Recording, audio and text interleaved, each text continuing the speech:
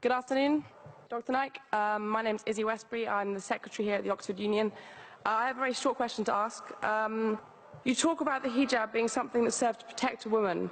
Surely it's extremely patronising and degrading to prevent a woman from making that decision for herself. How could you answer that? What's the question, sister? I said in your speech you talk about the hijab being something that serves to protect a woman.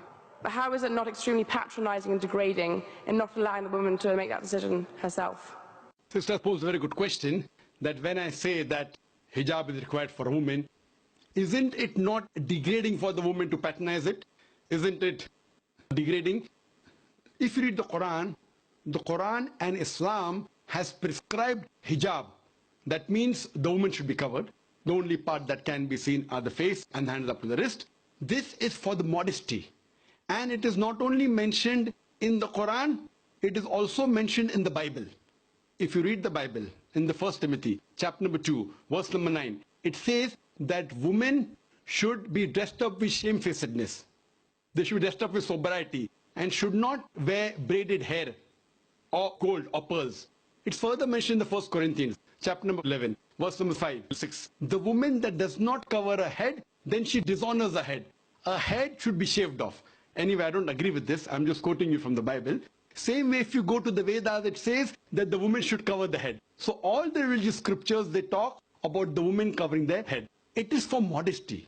It is not to degrade the woman. And if we analyze, there was allegation made against me saying that Dr. ذاكر Naik says that if they don't wear hijab, that if you wear Western clothes, there are chances the woman will be raped. It is a misquotation again.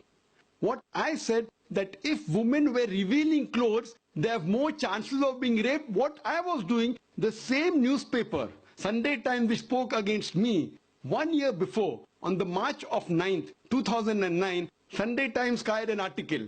In Britain, 1 out of 7 feel that the women who wear sexy revealing clothes, she should be hit. I'm sorry, I don't agree with it. This is the statistics that was given in the Sunday Times on the 9th of March 2009, that in Britain, 1 out of 7 Britishers believe that the women who wear revealing and sexy clothes should be hit. I disagree with this.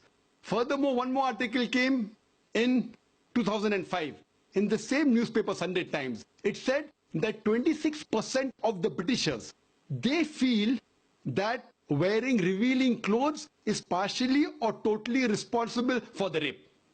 So what I say, that the more modest you are dressed up, you are respected more. So Islam has prescribed the modest hijab for the woman, not to degrade her but to uplift her. I do agree there may be cultural differences.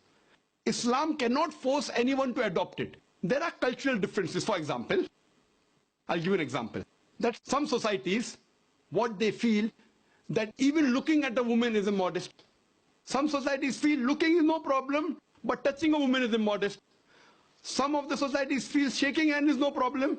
Some societies feel kissing no problem. Some societies feel doing anything as long as both agree is no problem. Different societies and different cultures have got different rules and regulations. When I went to America, while I was giving a talk, one of the Americans told me, "You Eastern women, you're immodest." I was shocked. So I said, "Why do you call the Eastern woman immodest?" He told me, "You Eastern women, you expose your belly." So in America and Western country, exposing belly is immodesty. In India, exposing belly is not immodesty, wearing shorts is immodesty. So what I've realized, sister, there's different culture, there's different system. Islam cannot force anyone to adopt. It's clearly mentioned in the Quran in Surah Baqarah, chapter number 2, verse number 256, La ikraha fid din. There is no compulsion in religion. But if some women want to adopt the hijab because they feel modest and they feel respected, I feel no other woman should disagree. And when I've been to UK, I've seen hundreds and thousands of women who do cover their hair and who feel that they are uplifted because of this modesty. Hope that answers the question.